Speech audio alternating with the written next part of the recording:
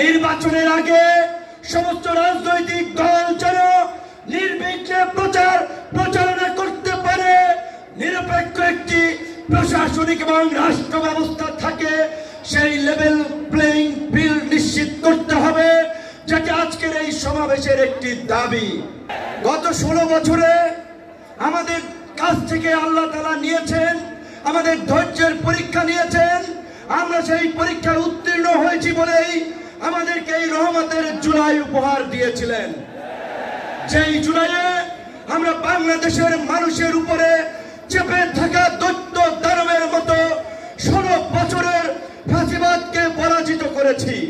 কিন্তু আমরা ওই যে আপনার হাদিসে আছে, বিপদ কেটে গেলে মানুষ উৎফুল্ল হয়, অহংকারী হয়। তাই আমরা দেখতে পাচ্ছি এই গণ অভ্যুত্থানে আমাদের অংশীজনেরা, মজলুমরা আজকে উৎফুল্ল অহংকারী হয়ে জালিম হয়ে উঠছে।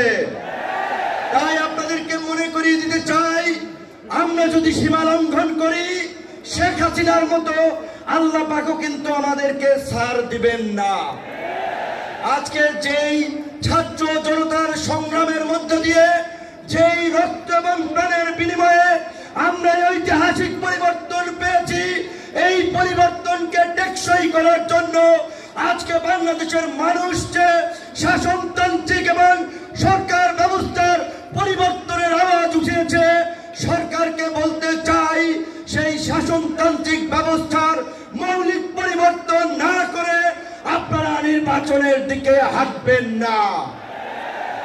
নির্বাচনের আগে সমস্ত রাজনৈতিক দল যেন নির্বিঘ্নে প্রচারণা করতে পারে, নিরপেক্ষ একটি প্রশাসনিক এবং রাষ্ট্র ব্যবস্থা থাকে, সেই লেভেল প্লেইং ফিল্ড নিশ্চিত করতে হবে, যেটা আজকের এই সমাবেশের একটি দাবি।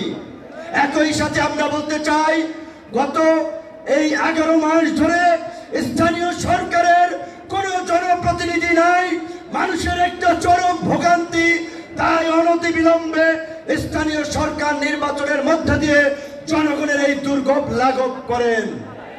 আমার ভাই, আমার সহকর্মী, সহযোদ্ধা বন্ধু জাহিদুল ইসলাম বলেছে, আমিও তার সাথে একাত্মতা পোষণ করে বলতে চাই, অনেকেই আমাকে ইয়ার্কি করে বলে, ভাই ডাকসুর চাবি কি আপনি নিয়ে গেছেন নাকি? ডাকসু আর খোলে নাই আপনার পরে। তো আমি বলতে চাই, ডাকসু সহ সকল ছাত্র সংসদ নির্বাচনের মধ্যে দিয়ে ছাত্র রাজনীতিতে একটি গুণগত পরিবর্তনের ধারা এই সরকারকে শুরু করতে হবে। একই সাথে আমাদের এই অঙ্গীকারের বিনিময়ে এই পরিবর্তনকে দীর্ঘস্থায়ী করার জন্য, এই জুলাইয়ের সুফল মানুষের কাছে পৌঁছে দেওয়ার জন্য ঐতিহাসিক যে জুলাই ঘোষণাপত্র এবং যে জুলাই সনদ, আমরা আশা করি সরকার সেটি এই জুলাই মাসে বাস্তবায়ন করবে। অন্যথায় জুলাইয়ের অংশীদাররা এই সোহরাওয়ার্দী উদ্যানে যেমনি কিছুদিন আগে ইসলামী আন্দোলন সমাবেশ করছে, জামায়াত করছে, অন্যান্য দল করছে, সরকার যদি জুলাইয়ের ঘোষণা এবং জুলাই সনদ দিতে ব্যর্থ হয়, আমরা জুলাইয়ের অংশীদাররাই ঐক্যমতের ভিত্তিতে এই সোহরাওয়ার্দী উদ্যানে আমরা ঘোষণা করব। ধন্যবাদ।